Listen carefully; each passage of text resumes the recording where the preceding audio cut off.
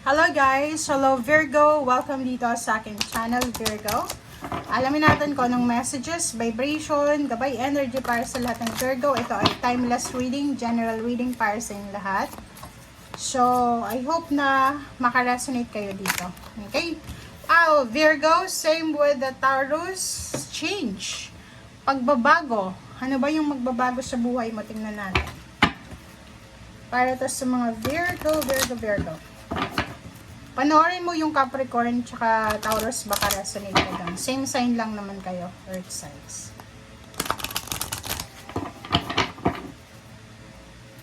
Okay. Asia. Wow! Virgo. Comment down below if you resonated. Dito sinasabi sa'yo sa mga Virgo na nasa Asian countries, Pilipinas, o saan man kayong sulok ng Asian countries, sinasabi sa'yo dito na posibleng may magbabago sa buhay nyo. Okay? Pwedeng kayo ay magpaplano na magtrabaho, mag-abroad, sa Asian countries lang. Hindi kayo lalampas ng Europa, America, parang ganun. So, nakikita ko rin sa inyo dito na posibleng may paplano ng bakasyon. Pwedeng summer vacation or Christmas vacation sa Asian countries. Okay? And literal, sinasabi sa'yo dito kung nasa Asian countries ka, malaking pagbabago ang magaganap sa Asian countries sa mga susunod na buwan na taon. Okay, thank you.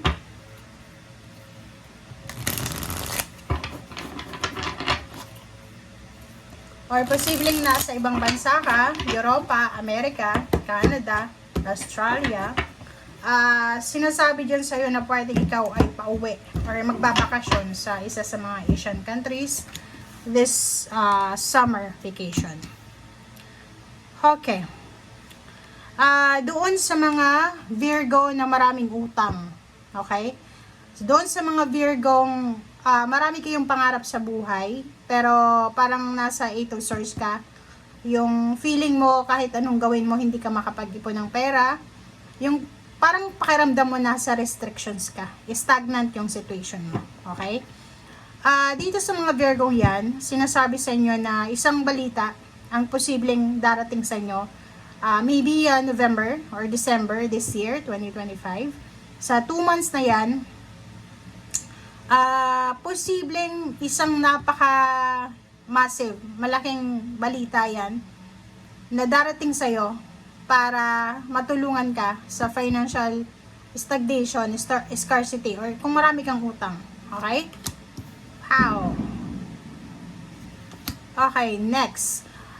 Doon naman sa mga Virgo na may pinagdadaanan na tower, like for example, nawalan ka ng trabaho, nawalan ka ng negosyo, nasira yung relationship mo, sinasabi sa'yo dito, isa to sa magiging pagbabago sa buhay mo na yung nasira sa'yo ay posibleng ibalik sa'yo ng universe. Okay? Halimbawa, relationship, naging malungkot ka, posibleng ibalik sa'yo yung kaligayahan, yung pag-apaw ng cups mo.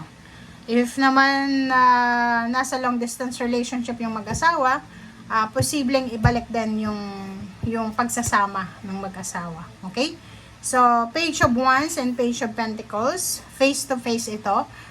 Sinasabi ng barahan na in the future to, Virgo, sa susunod na mga buwan na taon, in the future, in the coming years, sinasabi sa iyo na kailangan mong harapin yung responsibilidad mo sa trabaho, or kailangan mong maging courageous, maging brave, kailangan mong harapin lahat ng kinakatakutan mo, kailangan mong harapin yung problema, kailangan mong harapin lahat ng struggles na posibleng daraan sa iyo sa mga susunod na taon. Okay? Kailangan wag mong parang wag kang magtago, wag mong i-deny yung situation. Diba? Strength. Sinasabi sa iyo dito na sa usaping relationship, wala ka namang masyadong magiging problema sa future, sa mga susunod na buwan or taon.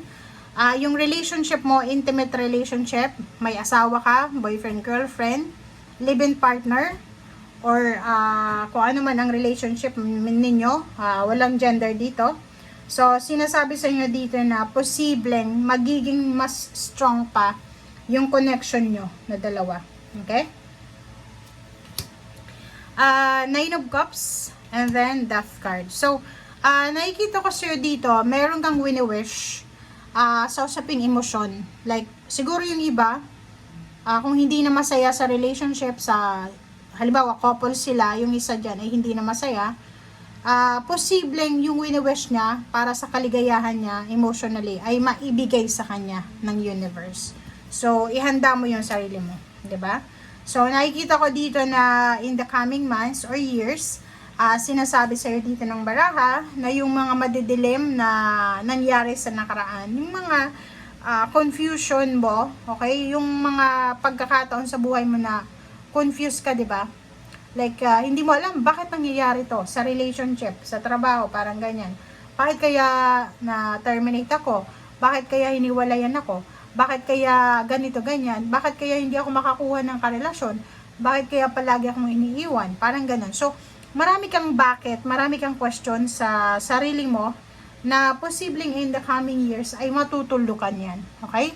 Matutuldukan or matatapos yung mga question mo na yan and magkakaroon ka ng sobra-sobrang liwanag or illumination. Okay? And sa ilalim niya is 7 of Pentacles plus the Hierophant. So, nakikita ko sa'yo dito, kung halimbawa nagtatanong ka ngayon sa sarili mo, kung ano ba yung magandang paraan para kumita ng pera, isa sa mga pwedeng maging paraan para maging mayaman ka, makuha mo yung financial success, is partnership, true partnership and collaboration. Ibig sabihin, pagbi-business, isa yun sa posibleng magiging swerte ka kung may business ka or mag-launch ka ng isang maliit na business hanggang sa palaki ng palaki. Next is, kung may katuwang ka, parang ganun, sa partnership. Kasi partnership to eh. Okay? Tingnan mo. Hierophant. Partnership, is either couple siya, magkaibigan, or kung sino man to, naka-partner, mag-partner sila. Basta isa dito is Virgo. Kung pareho kayo ng mindset, talagang ma-achieve nyo yung huge change and success na minamanifest nyo. Kung halimbawa, di ba, yung dalawang utak, dalawang tao na magkasundo sila na magtatag ng isang business, and then yung business na yun, magpo-flourish yun, lalaki yun hanggang sa hindi nila napansin, naging asosasyon na sila, naging company na sila, parang ganun. So, yun yung isa sa, wag kang sa ngayon muna, sa kasalukuyan, wag kang mag-business mag-isa. Yung parang mag-isa ka lang na mag-business, dapat may ka-partner ka. Dapat may discussion ka na ano ba yung produkto na kailangan ganun. Sa mag-asawa, pwedeng ganun, pwedeng magsimula. Wag kang magsusolo muna sa ngayon. Okay? And yung pinaka-message dyan sa'yo, if may trabaho ka ngayon, empleyado ka, huwag kang magre-resign. Na parang sabihin mo, magiging self-employed ako. No. Kailangan, ituloy mo lang kung anong ginagawa mo. Hindi